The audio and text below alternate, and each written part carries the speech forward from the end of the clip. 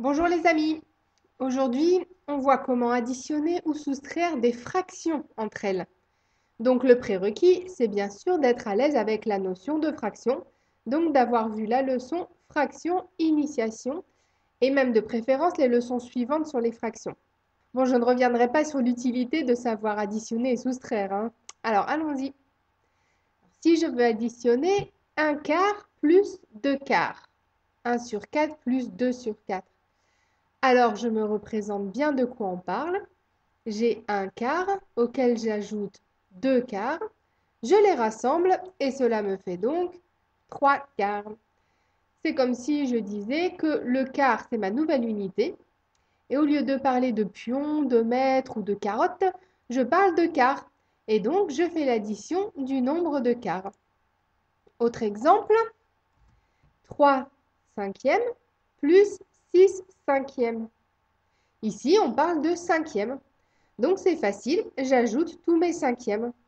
3 plus 6 égale 9. Ça me fait 9 cinquièmes. Facile, non? Alors, à toi. Additionne 7 sur 3 plus 4 sur 3. Donc, 7 tiers plus 4 tiers. Je te laisse réfléchir. Ça fait 7 plus 4, 11 tiers. Très bien. Alors, parfois, on a de la chance, car après avoir fait l'addition, la division devient possible. Par exemple, un quart, je ne peux pas le diviser pour obtenir un entier, 3 quarts non plus, mais si je fais un quart plus 3 quarts, j'obtiens 4 quarts, et donc 1. J'ai reconstitué mon pion entier. J'ai pu faire la division 4 sur 4, c'est divisé par 4, et cela donne 1, bien sûr. Donc, lorsque je vois une fraction, je dois toujours me demander si je peux calculer la fraction, c'est-à-dire résoudre la division, ou au moins la simplifier, comme on l'a vu précédemment. Des fois, on ne peut pas calculer ou simplifier au début, mais cela devient possible avec le résultat. Regarde un autre exemple. Calculons 4 sur 5 plus 6 sur 5. Et simplifie le résultat au maximum si c'est possible. Tu peux mettre la vidéo sur pause et reprendre quand tu as fini. Alors, tu as trouvé et tu as bien simplifié. Alors, voyons ensemble si nous avons fait pareil. 4 sur 5 plus 6 sur 5. Je veux bien additionner tous mes cinquièmes. 4 plus 6 égale 10. Cela me fait donc 10 cinquièmes. 10 sur 5. Et 10 sur 5, c'est 10 divisé par 5. Cela fait 2. Tadam! Donc, on ne pouvait pas vraiment faire la division 4 sur 5 ou 6 sur 5, mais le résultat 10 sur 5 est possible à calculer. Ça fait 2. Alors maintenant, avançons un peu plus et trouvons le résultat de 1 sur 10 plus 2 sur 100. Ici, nous voulons ajouter 1 dixième avec 2 centièmes. Comment faire? Est-ce que l'on va donner le résultat en dixième ou en centième? On voit bien que ce n'est pas possible de faire l'addition directement. C'est comme si on avait deux unités différentes. Et on sait bien que pour additionner ou soustraire, il faut que l'on parle toujours de la même chose, que l'on utilise les mêmes unités. Comme on dit, hein, on ne peut pas mélanger les choux et les carottes. Donc, il faut choisir. Est-ce que je vais compter les dixièmes ou les centièmes? En fait, tu sais déjà le faire. C'est comme quand on veut ajouter, par exemple, des grammes et des kilogrammes. On a déjà vu qu'il vaut mieux d'abord tout convertir en grammes et ensuite additionner ou soustraire tous les grammes. Donc ici, c'est pareil. On regarde quelle est la plus petite unité et on convertit tout dans cette unité.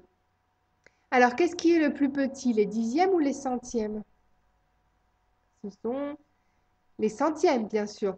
Donc, on va tout écrire en centièmes. 1 dixième, c'est égal à 10 centièmes. Donc maintenant, on peut faire l'addition. 10 centièmes plus 2 centièmes égale 12 centièmes. Voilà. Pour la soustraction, c'est bien sûr exactement pareil. On ne peut soustraire que si on parle de la même chose. Retiens donc bien ceci.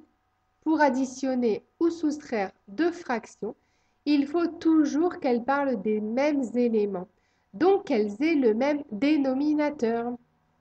Donc, lorsque tu dois faire une addition ou une soustraction de fractions, la première chose à faire est de regarder si les dénominateurs sont bien identiques.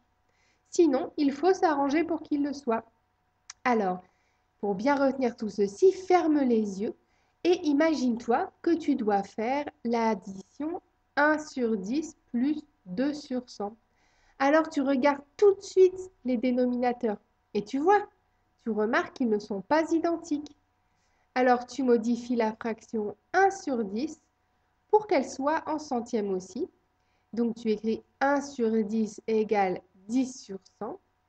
Et maintenant tu vois bien dans ta tête, tu as 10 sur 100 plus 2 sur 100. Donc maintenant les dénominateurs sont bien les mêmes. On parle de centièmes dans les deux nombres. Donc il suffit de faire l'addition. 10 centièmes plus 2 centièmes égale 12 centièmes. Très bien. Maintenant, si on voulait faire l'addition 1 tiers plus 1 quart, il faudrait faire encore d'autres manipulations pour que tout soit dans la même unité, c'est-à-dire avec le même dénominateur. Mais ça, on le verra dans des niveaux futurs. Pour l'instant, pour résumer, je vérifie que les dénominateurs sont les mêmes. Et seulement quand ils sont les mêmes, je fais l'addition. Voilà, pour bien acquérir le réflexe, je te conseille comme d'habitude de bien t'entraîner. Tu peux pour cela aller sur le site réviser.eu dans les leçons du professeur Atout Scolaire et retrouver notre leçon addition et soustraction des fractions de cas simples. Voilà, amuse-toi bien, révise bien et à bientôt!